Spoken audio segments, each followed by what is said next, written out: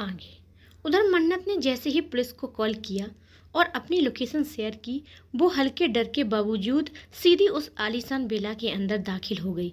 बेला की सजावट और सन्नाटा दोनों ही उसके मन में अजीब सा डर पैदा कर रहे थे।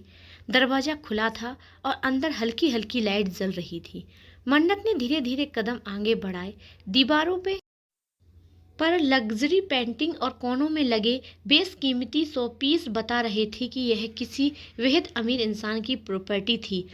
मन्नत ने डरते हुए चारों ओर नजरें घुमाई और धीरे से पुकारा, अनु, अनु, कहाँ हो तुम? क्या सब ठीक है? लेकिन कोई आवाज़ नहीं आई। अब मन्नत के पैर थरथराने लगे। उसने फिर से फ़ोन उठाया और अनु को मिलाया, लेकिन नेटवर्क आउट ऑफ रीच बताने लगा। हे भगवान, कहीं अनु मुश्किल में तो नहीं? यह सोचते हुए उसने कदम और तेज किए और एक बड़े से हॉल में दाखिल हो गई। और तभी उधर मुंबई में बारिश अब भी अपनी रफ्तार में थी।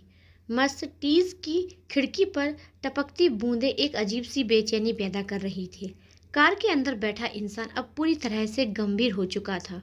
वो और कोई नहीं बल्कि प्रिंस सूर्यवंशी था। वो भी प्रिंस जिसने अपने अतीत में कसम खा ली थी कि अब कभी किसी पर रहम नहीं करूँगा। उसके असिस्टेंट जब पूछा, सर बारिश बहुत ज़्यादा हो रही है, मीटिंग को कैंसिल कर देते हैं। प्रिंस ने सिर्फ एक सख्त मुस्कान के साथ कहा, ये बारिश मेरे मकसद को नहीं रोक सकती। प्रिंस सूर्यवंशी कभी किसी चीज़ से नहीं रुकता, चाहे वो नेचुरल हो या अननेचुरल। कुछ ही देर में कार एक बड़े होटल के सामने रुकी। असिस्टेंट ने तुरंत गाड़ी से उतरकर छाता खोला और प्रिंस के लिए दरवाज़ा खोला। प्रिंस अपनी ब्लैक लॉन्ग कोट को झटकता हुआ उतरा। उसकी चाल तेज और आत्मविश्वास से भरी हुई थी। होटल के अंदर लोग उसे देखकर ठहर गए। उनकी आंखों में जुनून था और चेहरा भावहीन। वो किसी मिशन मोड में था। वो सीधे प्राइवेट एरिया की ओर बढ़ा, जहां एक बंद दरवाजे के पीछे मीटिंग हो रही थी। दरवाजे तक पहुंचते ही वो ठिठका, जेब से एक पिस्तौल निकाली और धीमे स्वर में बोला, मुझे पता था तुम सब अपनी औकात जरूर दिखाओगे। उसके असिस्टेंट को कुछ समझ नहीं आता। इससे पहले ही प्रिंस ने दरवाजे को एक जोरदार किक से खोला और फिर बिना वक्त गवाए सामने खड़े हथियार बंद आदमी पर सीधा गोली चला दी। बुलेट उस आदमी के सिर के आर पार हो गई। वो वहीं जमीन पर गिर पड़ा और दूसरा हॉल सुन्न रह गया। दूसरे ही पल उसने गुस्से के साथ कहा, फायर। गार्ड ने तुरंत बंदूक निकालकर अंदर मौजूद सभी लोगों पर फायर करना शुरू कर दिया।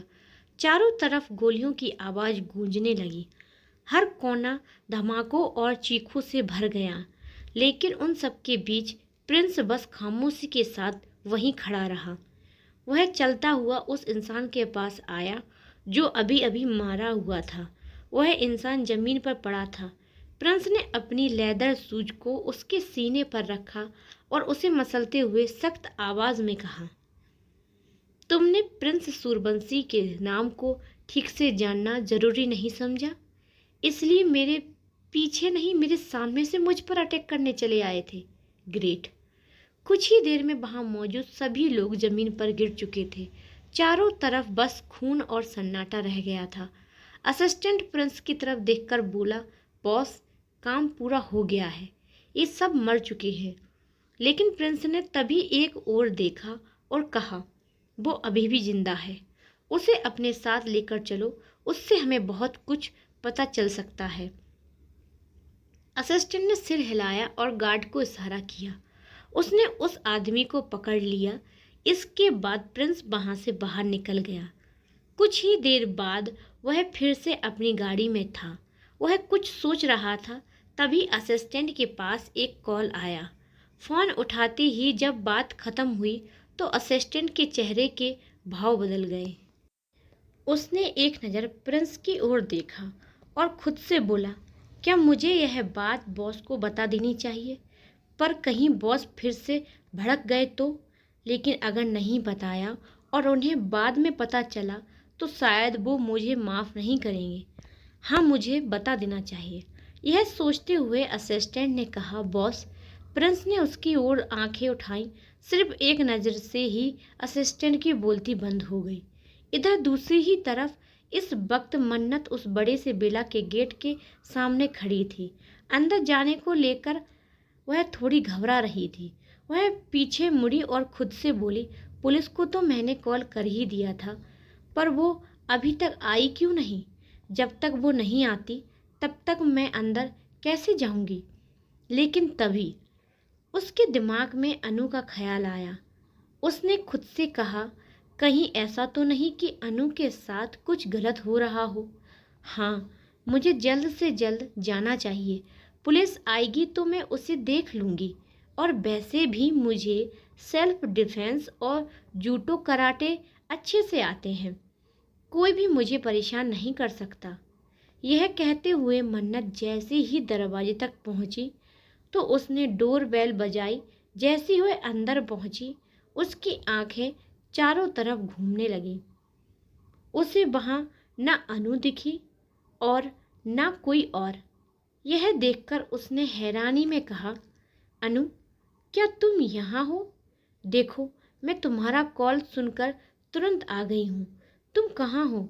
क्या मेरी आवाज़ सुन रही हो ना? अनु, अनु।